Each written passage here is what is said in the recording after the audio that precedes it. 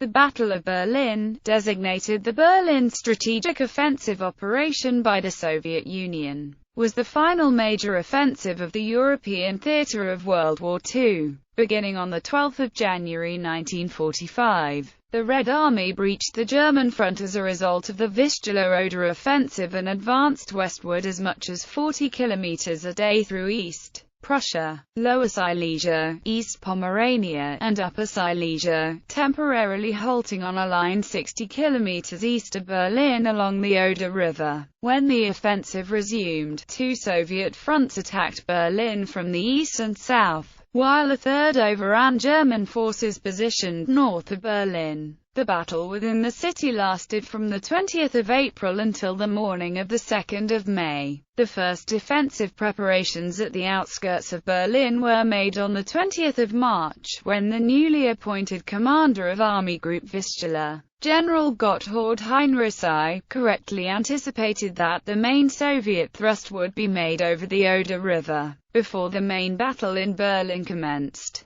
the Soviets managed to encircle the city as a result of their success in the battles of the Seelow Heights and Halb. During the 20th of April 1945, the First Belarusian Front led by Marshal Georgy Zhukov started shelling Berlin city center, while Marshal Ivan Konev's First Ukrainian Front had pushed from the south through the last formations of Army Group Center. The German defenses were mainly led by Helmut Weidling and consisted of several depleted, badly equipped, and disorganized Wehrmacht and Waffen-SS divisions, the latter of which included many SS foreign volunteers, as well as poorly trained Volkssturm and Hitler Youth members. Within the next few days, the Soviets rapidly advanced through the city and reached the city center where close-quarters combat raged. Before the battle was over, German Führer Adolf Hitler and a number of his followers committed suicide. The city's defenders finally surrendered on the 2nd of May. However, fighting continued to the northwest, west, and southwest of the city until the end of the war in Europe on the 8th of May as German units fought westward so that they could surrender to the Western Allies rather than to the Soviets. Background. Starting on 12 January 1945, the Red Army began the Vistula-Oder offensive across the Narew River, and, from Warsaw, a three-day operation on a broad front, which incorporated four army fronts. On the fourth day, the Red Army broke out and started moving west, up to 30 to 40 kilometers per day, taking East Prussia, Danzig, and Poznan, drawing up on a line 60 kilometers east of Berlin along the Oder River. The newly created Army Group Vistula, under the command of Reichsführer SS Heinrich Himmler, attempted a counter-attack, but this had failed by the 24th of February. The Red Army then drove on to Pomerania, clearing the right bank of the Oder River, thereby reaching into Silesia. In the south, the siege of Budapest raged. 3 German attempts to relieve the encircled Hungarian capital city failed, and Budapest fell to the Soviets on the 13th of February. Adolf Hitler insisted on a counter-attack to recapture the Drau-Danube Triangle. The goal was to secure the oil region of Nagy-Kanizsa and regain the Danube River for future operations. But the depleted German forces had been given an impossible task. By the 16th of March, the German Lake Balaton offensive had failed, and a counter-attack by the Red Army took back in 24 hours everything the Germans had taken 10 days to gain. On the 30th of March, the Soviets entered Austria, and in the Vienna offensive they finally captured Vienna on the 13th of April. Between June and September 1944, the Wehrmacht had lost more than 1 million men, and it lacked the fuel and armaments needed to operate effectively. On the 12th of April 1945, Hitler, who had earlier decided to remain in the city against the wishes of his advisors, heard the news that the American President Franklin D. Roosevelt had died. This briefly raised false hopes in the Führerbunker that there might yet be a falling out among the Allies and that Berlin would be saved at the last moment. As had happened once before when Berlin was threatened, no plans were made by the Western Allies to seize the city by a ground operation. the Supreme Commander, Western Allied Expeditionary Force. General Eisenhower lost interest in the race to Berlin and saw no further need to suffer casualties by attacking a city that would be in the Soviet sphere of influence after the war, envisioning excessive friendly fire if both armies attempted to occupy the city at once. The major Western Allied contribution to the battle was the bombing of Berlin during 1945. During 1945, the United States Army Air Forces launched a number of very large daytime raids on Berlin, and for 36 nights in succession, scores of RAF Mosquitoes bombed the German capital, ending on the night of 21 April 1945, just before the Soviets entered the city. Preparations. The Soviet offensive into central Germany, what later became East Germany, had two objectives. Stalin did not believe the Western Allies would hand over territory occupied by them in the post-war Soviet zone, so he began the offensive on a broad front and moved rapidly to meet the Western Allies as far west as possible. But the overriding objective was to capture Berlin. The two goals were complementary because possession of the zone could not be won quickly unless Berlin were taken. Another consideration was that Berlin itself held useful post-war strategic assets, including Adolf Hitler and the German atomic bomb program. On 6 March, Hitler appointed Lieutenant General Helmut Rehmann commander of the Berlin defense area, replacing Lieutenant General Bruno Ritter von Hohenchild. On 20 March, General Gotthard Heinrichsey was appointed Commander-in-Chief of Army Group Vistula, replacing Reichsführer SS Heinrich Himmler. Heinrichsey was one of the best defensive tacticians in the German army, and he immediately started to lay defensive plans. Heinrichsey correctly assessed that the main Soviet thrust would be made over the Oder River and along the Reichsautobahn Berlin-Frankfurt motorway. He decided not to try to defend the banks of the Oder with anything more than a light skirmishing screen. This was some distance 17 kilometers west of the Oder and 90 kilometers east of Berlin. Heinrichsey thinned out the line in other areas to increase the manpower available to defend the heights. German engineers turned the Oder's floodplain, already saturated by the spring thaw, into a swamp by releasing the water from a reservoir upstream. Behind the plain on the plateau, the engineers built 3 belts of defensive emplacements reaching back towards the outskirts of Berlin. These lines consisted of anti-tank ditches, anti-tank gun emplacements, and an extensive network of trenches and bunkers. On 9 April, after a long resistance, Königsberg in East Prussia finally fell to the Red Army. This freed up Marshal Rokossovsky's Second Belo-Russian Front to move west to the east bank of the Oder River. Marshal Georgy Zhukov concentrated his First Belo-Russian Front, which had been deployed along the Oder River from Frankfurt in the south to the Baltic, into an area in front of the Silo Heights. The Second Belo-Russian Front moved into the positions being vacated by the First Belo-Russian Front north of the Silo Heights. While this redeployment was in progress, gaps were left in the lines, and the remnants of General Dietrich von Sorken's German II Army, which had been bottled up in a pocket near Danzig, managed to escape into the Vistula Delta. To the south, Marshal Konev shifted the main weight of the First Ukrainian Front out of Upper Silesia and northwest to the Nyschia River. The 3 Soviet fronts had altogether 2.5 million men, 6,250 tanks, 7,500 aircraft, 41,600 artillery pieces and mortars,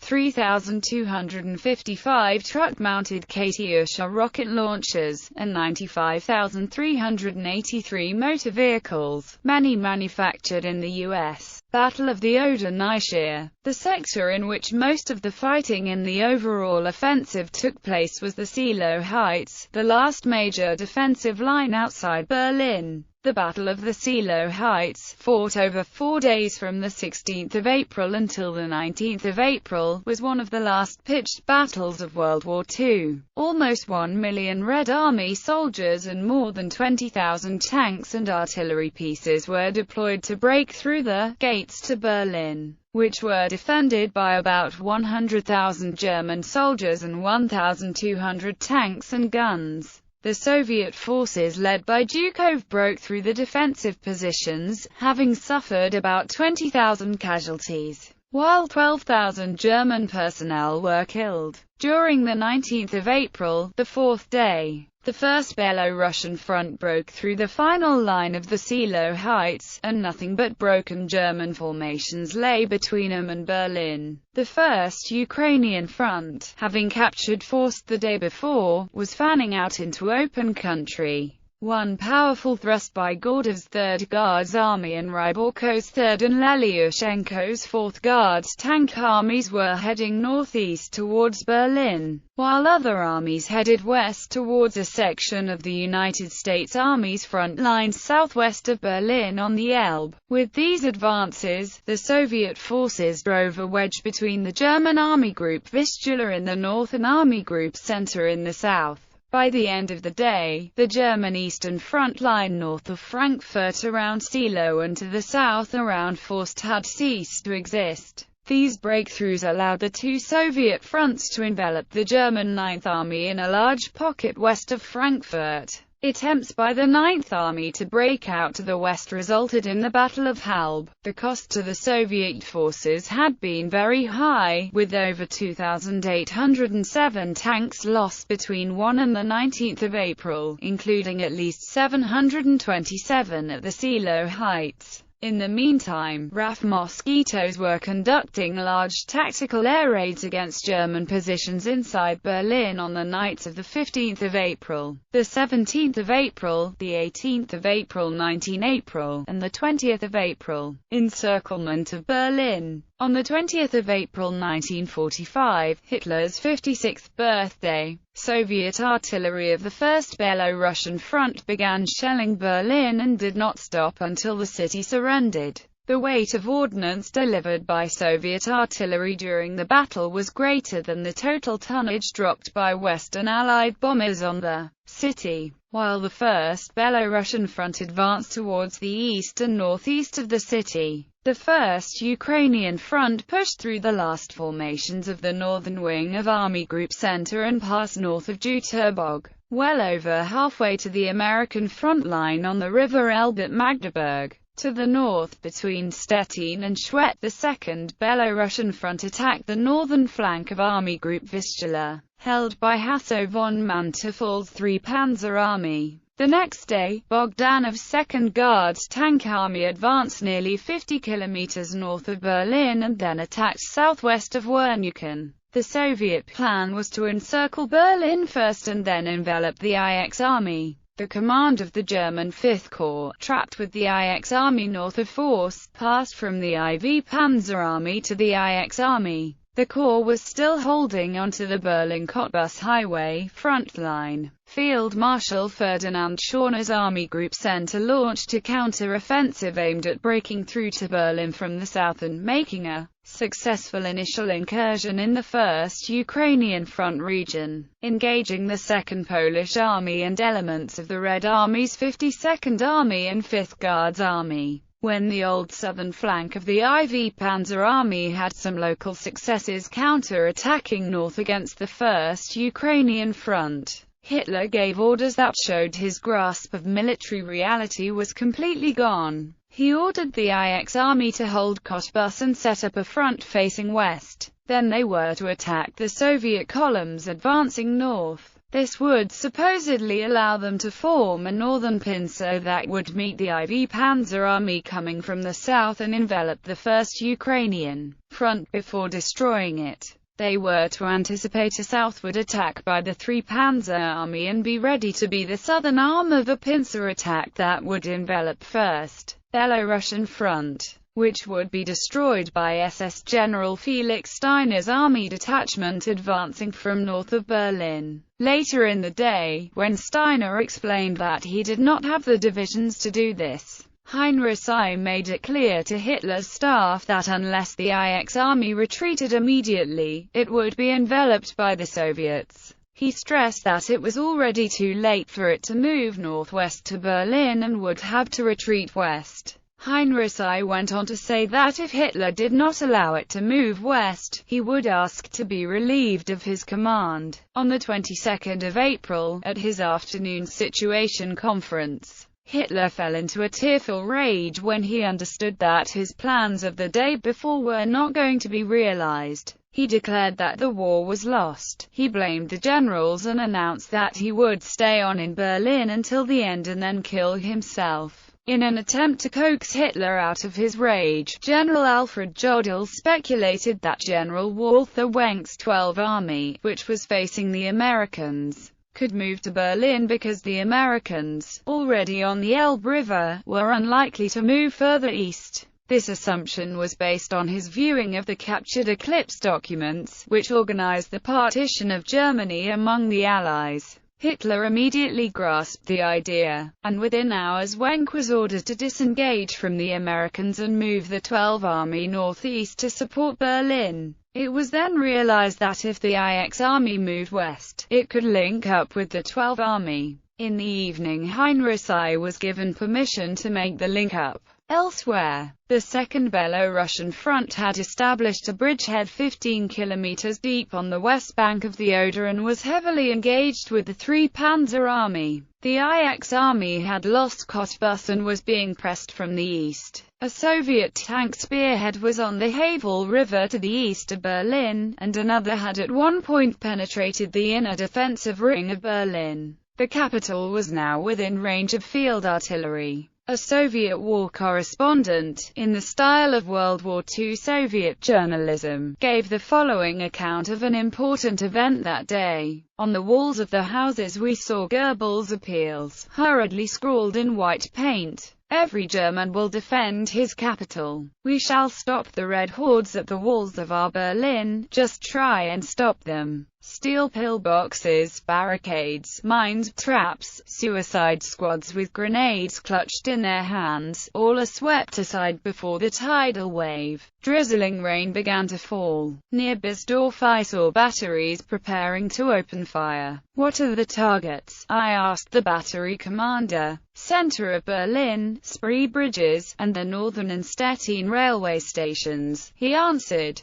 Then came the tremendous words of command. Open fire on the capital of Fascist Germany. I noted the time. It was exactly 8:30 a.m. On the 22nd of April, 96 shells fell in the center of Berlin in the course of a few minutes. On the 23rd of April, the Soviet First Belo-Russian Front and First Ukrainian Front continued to tighten the encirclement, severing the last link between the German IX Army and the city. Elements of the First Ukrainian Front continued to move westward and started to engage the German 12th Army moving towards Berlin. On this same day, Hitler appointed General Helmut Weidling as the commander of the Berlin defense area, replacing Lieutenant General Rehmann. Meanwhile, by the 24th of April, elements of First Belo-Russian Front and First Ukrainian Front had completed the encirclement of the city. Within the next day, the 25th of April, the Soviet investment of Berlin was consolidated,